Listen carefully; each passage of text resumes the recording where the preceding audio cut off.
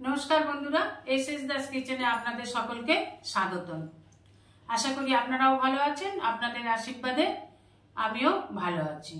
आज निये चले एसेछि नतुन एकटा भिडियो। आज निये एसेछि तेतुलेर सस।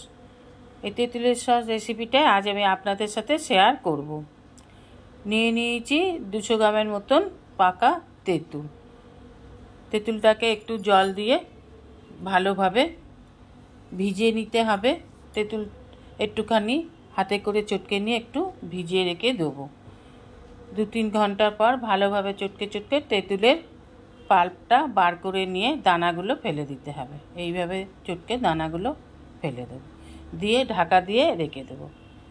এবার একটা পাত্রের মধ্যে নিয়ে নেব 2 চামচ কর্নফ্লাওয়ার, একটু জল দিয়ে গুলে নেব।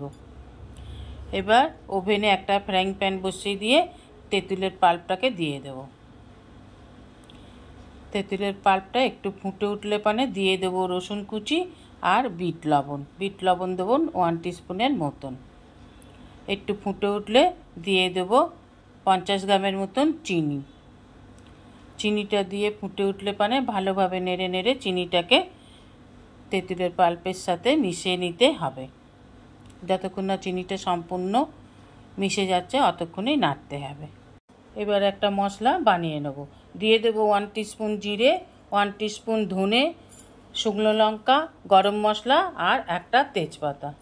মশলাটাকে খুব ভালোভাবে ভেজে নিতে হবে। এবার যাতে মশলাটা পুড়ে না যায় সেইভাবে হালকা লাল করে ভেজে নামিয়ে গুঁড়ো করে নিতে হবে। যেসব বন্ধুরা আমার চ্যানেলটিকে সাবস্ক্রাইব করে আমার পরিবারের সদস্য হয়েছেন তাদের অসংখ্য ধন্যবাদ। যেসব বন্ধুরা আমার চ্যানেলটিকে সাবস্ক্রাইব করে এখনও আমার পরিবারের সদস্য হননি তাদের কাছে অনুরোধ রইল আমার চ্যানেলটিকে সাবস্ক্রাইব করবার জন্য। এবার মশলাটাকে গুঁড়ো করে নিয়ে দিয়ে দেব। নেড়ে নেড়ে মশলাটাকে ভালোভাবে তেঁতুলের জলের সাথে মিশিয়ে নিতে হবে। ভালোভাবে মিশিয়ে নিন। এবার দিয়ে দেব 2 চামচ সাদা লবণ আর দিয়ে দেব একটা পাতিলেবুর রস। এখানে আমি একটা পাতিলেবুর রস নিয়েছি। এবার পাতিলেবুর রসটাকে ভালোভাবে মিশিয়ে নিয়ে দিয়ে দেব আগে থেকে গুলে রাখা কর্নফ্লাওয়ারের মিশ্রণটা। কর্নফ্লাওয়ারটা দিয়ে ভালোভাবে নেড়ে মিশিয়ে নিতে হবে। কর্নফ্লাওয়ার দেওয়া মাত্র এটা একদম ঘন হয়ে আসবে। আমি আপনাদের দেখিয়ে দিচ্ছি কর্নফ্লাওয়ারটা নাড়তে নাড়তে কীরকম ঘন হয়ে আসবে। দেখুন প্যাঁচুলা দিয়ে নাড়তে নাড়তে একসময় খুব ভালোভাবে ঘন হয়ে আসবে। দেখুন এইভাবে এটা বানিয়ে নিয়ে এই তেঁতুলের সস বানিয়ে নিয়ে আপনারা এটা যে কোনো স্ন্যাক্সের সাথে খেতে পারেন, পাউরুটিতে জেলির মতো মিশিয়ে খেতে পারেন অথবা সিঙ্গারার সাথে নিয়ে খেতে পারেন। এটা দীর্ঘদিন সংরক্ষণ করে রাখতে পারেন। 6 মাস থেকে 1 বছর পর্যন্ত এটা সংরক্ষণ করে রাখতে পারবেন। এবার যেটুকুন বাকি গুঁড়ো মশলা ছিল আমি দিয়ে দিলাম। একটু নেড়ে নিয়ে এবার ঢাকা দিয়ে ঠান্ডা হয়ে যাওয়া পর্যন্ত একটু রেখে দেব। ঠান্ডা হয়ে গেলে একটা পাত্রে নামিয়ে নেব।